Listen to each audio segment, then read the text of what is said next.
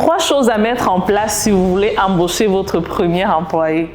Souvent, lorsqu'on commence, on est en pleine croissance, on se rend compte qu'on n'arrive plus à joindre les deux bouts. On veut collaborer ou embaucher un employé. C'est une panique interne, mais c'est aussi un beau défi à relever.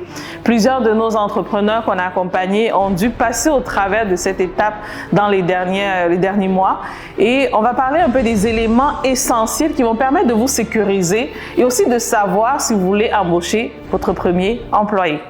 Mon nom est Bernadetta, stratège d'affaires. Je vous invite le 29 juin au Centre des congrès de Québec où on va faire le colloque international sur l'entrepreneuriat et le leadership sur le thème « Il est temps de prendre sa place ». Nous aurons des gens inspirants, des entrepreneurs et des leaders de cette société qui ont atteint un niveau, qui ont de l'expérience, qui vont vous partager comment passer à l'action, comment prendre sa place dans chaque secteur que vous êtes, que ce soit en entrepreneuriat ou en leadership. Donc, on s'y retrouve le 29 juin au Centre des congrès.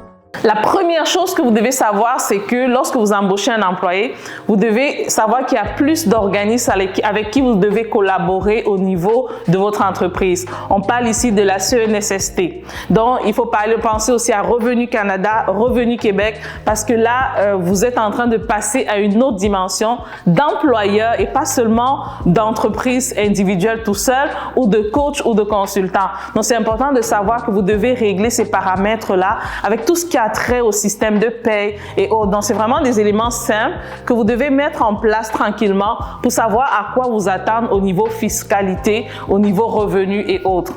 La deuxième chose que vous devez absolument mettre en place, vous devez absolument faire une description de poste claire. Et quand on parle ici de description, c'est pourquoi vous embauchez la personne.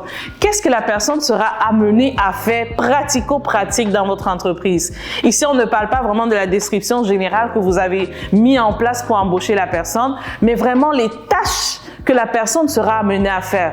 Quand vous allez le faire, c'est important de pouvoir le définir de façon très distincte. Parce que lorsqu'on embauche un nouvel employé, souvent, l'erreur qu'on fait, c'est qu'on arrive, puis au moment où la personne est là, on réfléchit davantage sur ses tâches. Il ne faut pas faire ça. Ça va vous stresser, ça va insécuriser l'employé et ça va vous donner beaucoup plus de travail. Parce qu'il faut savoir que lorsque vous embauchez, vous devez investir du temps sur la personne. Mais plus vous avez défini de façon claire, de façon distincte, ce que la personne est appelée à faire, plus ce sera beaucoup plus facile son intégration et surtout sa productivité et donc la rentabilité de votre investissement.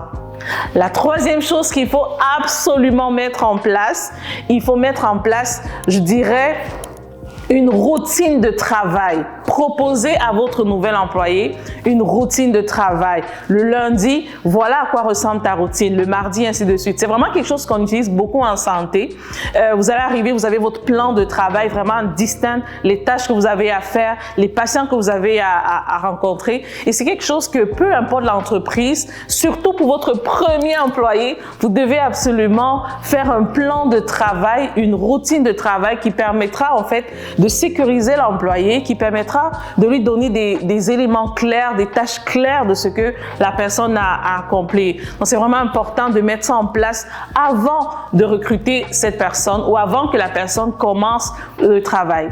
Et enfin, un bonus que vous devez absolument mettre, c'est que mettez une routine d'évaluation une fois par semaine, que ce soit tous les matins, ou une fois par semaine, rencontrez votre nouvel employé pour valider avec lui qu'est-ce que la personne aura à faire durant la journée, c'est quoi ses objectifs, si c'est bien compris. Vraiment, mettez vraiment un plan d'intégration et d'évaluation. Et la question d'évaluation est très importante parce qu'il faudra que la personne se sente valorisée des choses qu'il a accomplies. ou qu'elle a accompli et des choses en fait qu'elle n'a pas accomplies. Donc c'est important de pouvoir mettre un système d'évaluation qui va aussi vous permettre de voir, ok, est-ce qu'on est en train d'avancer dans le bon sens. Et pour clôturer le tout, rappelez-vous que lorsque vous embauchez, c'est toujours pour pouvoir combler un besoin qui va vous apporter un investissement par rapport à votre entreprise. Donc, c'est important de pouvoir évaluer et de vraiment bien cibler les besoins et de pouvoir bien attitrer les rôles quand vous embauchez votre premier employé. Donc, c'était Bernadette, stratège d'affaires. Merci.